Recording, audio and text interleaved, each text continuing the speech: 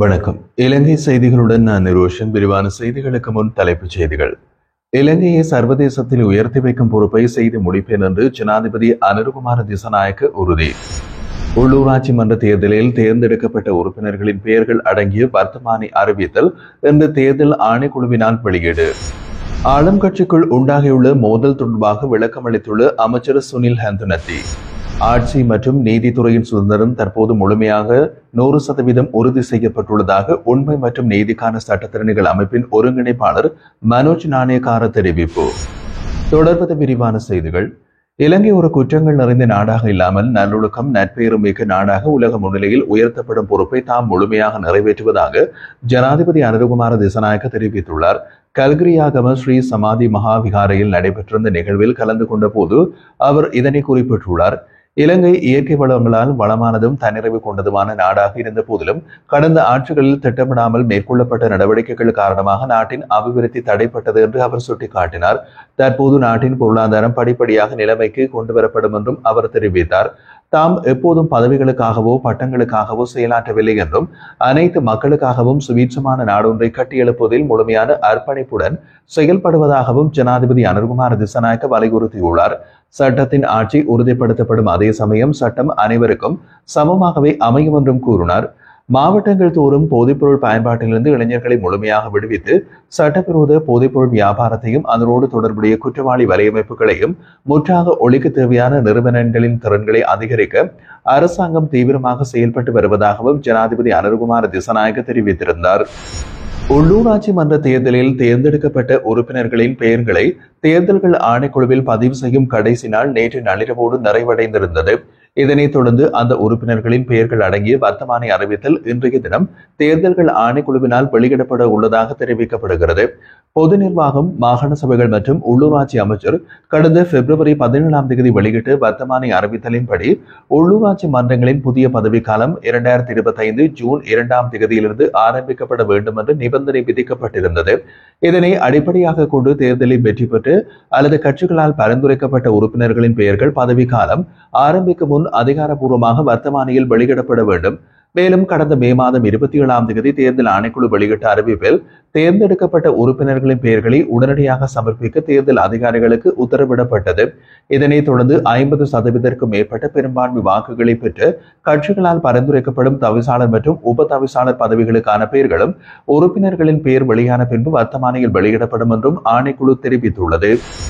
தேசிய மக்கள் சக்தி மற்றும் மக்கள் விடுதலை முன்னணிகளுக்கு இடையே எதுவித முரண்பாடும் இல்லை என்றும் அமைச்சரவை மாற்றம் அல்லது பிரதமர் பதவியில் மாற்றம் ஏற்படும் என்பது போல எதிர்க்கட்சிகள் பரப்பும் தகவல்கள் முற்றிலும் பொய்யானவை என்றும் அமைச்சர் சுனில் ஹந்துனத்தி வலியுறுத்தியுள்ளார். நேற்றைய தினம் கொழும்பில் நடைபெற்றிருந்த நிகழ்வொன்றில் பங்கேற்றதன் பின்னர் ஊடகங்களுக்கு கருத்து வெளியிட்ட போது அவர் இந்த கருத்தினை முன்வைத்தார்.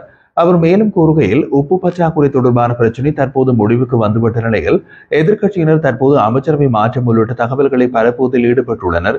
இது உண்மையற்ற மற்றும் அடிப்படையற்ற கூற்றாகும். தேசிய மக்கள் சக்தி மற்றும் மக்கள் விடுதலை முன்னணி பொதுவான ஒத்துழைப்புடன் செயல்படுகின்றனர். எதுவித உள்நோக்கமும் இல்லாமல் நாங்கள் கூட்டு பொறுப்புடன் செயல்படுகின்றோம். அமைச்சரவை உறுப்பினர்கள் அனைவரும் ஒருமித்து செயல்படுகின்றனர். அவர் தொடர்ந்த கருத்தில் ஊழல் மற்றும் மோசடியை எதிர்த்து கடுமையான நடவடிக்கைகள் எடுக்கப்படும் என்பது மக்களுக்கு தரப்பட்ட உறுதியாகும். அதனை எங்கள் அரசு உறுதியாக நிறைவேற்றும். கடந்த ஆட்சி காலங்களில் ஊழல்வாதிகளை பாதுகாப்பதற்காக நடவடிக்கைகள் எடுக்கப்பட்டதையும் தமது அரசுக்கும் அத்தகைய ஊழல்வாதிகளுக்கும் எவ்வித உறவும் இல்லை எனவும் தெரிவித்தார். நீதிமன்றங்கள் மற்றும் விசாரணை நிறுவனங்கள் சுயாதீனமாக இயங்குகின்றன. இந்த இயல்பான செயல்பாடுகளில் அரசாங்கம் தலையிடவில்லை. எனவே ஊழல்வாதிகள் கைது செய்யப்படுவது அரசியல் பழிவாங்கலாக கூறப்படுவதோடு எதுவும் தொடர்பில்லை என்றும் அமைச்சர் சுனில் ஹந்துனத்தி கூறினார். இலங்கையில் தடை செய்யப்பட்ட அமைப்புகள் மற்றும் நபர்கள் தொடர்பான பெயர்கள் இடம்பெறும் புதுப்பிக்கப்பட்ட வர்த்தமானி அறிவித்தல் வெளியிடப்பட்டுள்ளது. இந்த செய்தியினை பாதுகாப்பு அமைச்சின் செயலாளர் சம்பத் துயக்கொந்தா வெளியிட்டுள்ளார். இதன்படி 15 அமைப்புகள் மற்றும் 217 நபர்கள் குறித்த விவரங்கள் இந்த வர்த்தமானியில் இடம்பெற்றுள்ளன. தடை செய்யப்பட்ட அமைப்புகளில் முக்கிய தமிழ் அமைப்புகளாக புலிகள் அமைப்பு, தமிழர் புனர்வாழ்வு அமைப்பு, தமிழர் ஒருங்கிணைப்பு குழு, உலக தமிழர் இயக்கம், நாடுகளந்த தமிழரசு, உலக தமிழர் நிவாரண நிதியம், கனேடிய தமிழர் தேசிய பேரவை, டிவைஓ எனப்படும் தமிழர் இளைஞர் அமைப்பு ஆகியவை குறிப்பிடப்படுகிறது. அத்துடன் எக்ஸியூ என அறியப்படும் தலைமையக குழு, தேசிய தௌஹீத் ஜமாத், ஜமாதே மிலாதே இப்ராஹிம், வியலாத் அஸ் செய்லானி, டலுர் ஆதர் அதுபாவியா, இலங்கை இஸ்லாமிய மாணவர் ஒன்றியம், சேவ் த பேர்ல்ஸ் போன்றனவும் உள்ளடங்குகின்றன. பயங்கரவாதத்துடன் தொடர்புடைய நடவடிக்கைகளின் காரணமாக இந்த அமைப்புகள் மற்றும் நபர்கள் மீது தடை விதிக்கப்பட்டுள்ளதாக பாதுகாப்பு அமைச்சின் அறிவிப்பில் தெரிவிக்கப்பட்டுள்ளது. சட்டத்தின் ஆட்சி மற்றும் நீதித்துறையின் சுதந்திரம் தற்போது முழுமையாக 100% உறுதி செய்யப்பட்டுள்ளதாக உண்மை மற்றும் நீதிக்கான சட்டத்திறனிகள் அமைப்பின் ஒருங்கிணைப்பாளர் சட்டத்திரணி மனோஜ் நாணயக்கார தெரிவித்துள்ளார். குருநாகலில் நடைபெற்ற ஊடகவியலாளர் சந்திப்பின் போது அவர் கருத்து தெரிவித்தார். முன்னாள் ஜனாதிபதிகள் மஹிந்த ராஜபக்ச, ரணில் விக்ரமசிங்க மற்றும் முன்னாள் அமைச்சர் பசில் ராஜபக்ச ஆகியோரின் தலையீடுகள் காரணமாக கடந்த காலங்களில் சில முக்கிய வழக்குகள் கைவிடப்பட்டதாகவும் அவர் குறிப்பிட்டிருந்தார். இந்த நிலையில் தற்போதைய சூழ்நிலையில் எந்த அமைச்சரும் எந்த நீதிபதிக்கும் தொலைபேசி அழைப்பு செய்வதில்லை என்பது உறுதியாக பெற்ற நிலையாக காணப்படுவதாகவும் இந்த சட்டத்தின் ஆட்சி மற்றும் நீதித்துறையின் சுதந்திரம் இன்று முழுமையாக நிலைநிறுத்தப்பட்டுள்ளதற்கான சான்றாகும் என்றார். இப்போது சட்டவிரோத செயற்பாடுகளுடன் தொடர்புடைய பல வழக்குகளால் எங்களால் நீதிமன்றங்களில் தாக்கல் செய்யப்பட்டுள்ளன. முன்னைய காலங்களில் மஹிந்த, பசில் மற்றும் ரணில் விக்ரமசிங்க ஆகியோர் நேரடியாக தலையீடு செய்ததன் விளைவாக பல வழக்குகளை தொடர்ந்து நடத்தப்படாமல் கைவிடப்பட்டுள்ளது. இவை நீதிமன்றங்களின் முடிவுகள் அல்ல, முற்றிலும் வழக்கு தொடக்கும் அரசு நிறுவனங்களின் அல்லது தொடர்புடைய நபர்களின் நடவடிக்கைகளாலேயே அவை கைவிடப்பட்டது என்றும் மனோஜ் நாணயக்கார விளக்கியுள்ளார். மட்டக்களப்பு பாவிக்கரை வீதியில் அமைந்துள்ள தமிழ் மக்கள் விடுதலை புலிகள் கட்சியின் தலைமை அலுவலகத்தில் கொழும்பிலிருந்து வந்த குற்றத்தடுப்பு புலனாய்வு துறையினர் மற்றும் விசேட அதிரடிப்படையினரின் உதவியோடு நேற்று இரவும் தேடுதல் நடவடிக்கைகள் முன்னெடுக்கப்பட்டுள்ளன.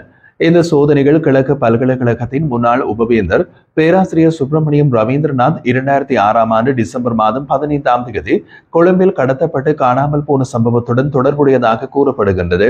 இந்த சம்பவம் தொடர்பில் சந்தேகத்தின் அடிப்படையில் முன்னாள் ராஜாங்க அமைச்சர் சிவனேசத்துறை சந்திரகாந்தன் என்கின்ற பிள்ளையான் கடந்த ஏப்ரல் 8ஆம் தேதி மட்டக்களப்பில் உள்ள அவரது அலுவலகத்தில் வைத்து கொழும்பு குற்றப்புலனாய்வு பிரிவினரால் கைது செய்யப்பட்டு தற்போது பயங்கரவாத தடைச்சட்டத்தின் கீழ் 3 மாத தடுப்பு காவலில் வைக்கப்பட்டுள்ளார். நேற்று காலை 10 மணிக்கு தொடங்கிய தேடுதல் நடவடிக்கைகள் இரவு 7 மணியை கடந்த போதிலும் தொடர்ந்ததாக தெரிவிக்கப்படுகிறது. கட்சியின் பொதுச் செயலாளர் மற்றும் பிற முக்கியஸ்தர்கள் சிலரிடம் விசாரணைகள் இடம்பெற்றதாகவும் தகவல்கள் தெரிவிக்கின்றன. அதேவேளை கட்சி அலுவலகத்தின் பல பகுதிகளில் சோதனைகள் நடத்தப்பட்டதோடு அங்கிருந்த நபர்களிடம் கூடுதல் விசாரணைகளும் முன்னெடுக்கப்பட்டுள்ளது. இந்த சோதனைகள் பிள்ளையான் மீது இடம்பெற்று வரும் பல கொலை குற்றச்சாட்டுகள் தொடர்பாக நடக்கும் விசாரணைகளின் ஒரு பகுதியாக முன்னெடுக்கப்படுவதாகவும் கூறப்படுகின்றது. மேலும் முன்னாள் புலனாய்வு அதிகாரி ஒருவரின் தகவல்களின் அடிப்படையிலேயே பிள்ளையான் மீது இந்த குற்றச்சாட்டுகள் முன்வைக்கப்பட்டுள்ளன என்பதும் குறிப்பிடத்தக்கது. இலங்கை தமிழரசு கட்சியினும் அகில இலங்கை தமிழ் காங்கிரசும் இடையே நேற்று நடைபெற்றிருந்த கலந்துரையாடல் கொள்கை ரீதியான ஒருமித்த மனப்பாங்கு எட்டப்படாமல் நிறைவடைந்தது. இந்த கலந்துரையாடலில் இலங்கை தமிழரசு கட்சியை சேர்ந்து அதன் தலைவர் CVK சிவஞானம் மற்றும் பொதுச் செயலாளர் MA சுமந்திரன் பங்கேற்றனர். அகில இலங்கை தமிழ் காங்கிரசின் சார்பில் பொதுச் செயலாளர் கஜேந்திரகுமார் பொன்னம்பலம் மற்றும் முன்னாள் நாடாளுமன்ற உறுப்பினர் செல்வராசா கஜேந்திரன் ஆகியோரும் கலந்து கொண்டனர். இரு கட்சிகளும் கொள்கை ரீதியில் ஒருமித்த முடிவுக்கு வராத போதிலும் வடக்கு மற்றும் கிழக்கு மாகாணங்களில் அதிக வாக்குகளை பெற்று முன்னிலையில் உள்ள தமிழ் தேசிய கட்சிகள் உள்ளூராட்சி மன்றங்களில் ஆட்சி அமைப்பதற்காக ஒருவருக்கொருவர் பரஸ்பர ஆதரவை வழங்கும் தீர்மானத்தை எடுத்துள்ளன. இந்த சந்திப்பை தொடர்ந்து ஊடகங்களுக்கு கருத்து தெரிவித்த அகில இலங்கை தமிழ் காங்கிரசின் பொதுச் செயலாளர் மற்றும் நாடாளுமன்ற உறுப்பினர் கஜேந்திரகுமார் பொன்னம்பலம் மக்களின் விருப்பத்திற்கேற்ப கொள்கை ரீதியான ஒன்றிணைந்து செயல்பட அவசியமாகும் என்று கூறியுள்ளார். அதேபோல் இலங்கை தமிழரசு கட்சியின் பொதுச் செயலாளர் MA சுமந்திரன் உள்ளூராட்சி மன்றங்களில் முன்னிலை பெற்ற தமிழ் தேசிய கட்சிகள் ஒருவருக்கொருவர் ஆதரவு வழங்கும் என்பதை இந்த சந்திப்பின் முக்கிய முடிவாகும் என்றும் கூறினார்.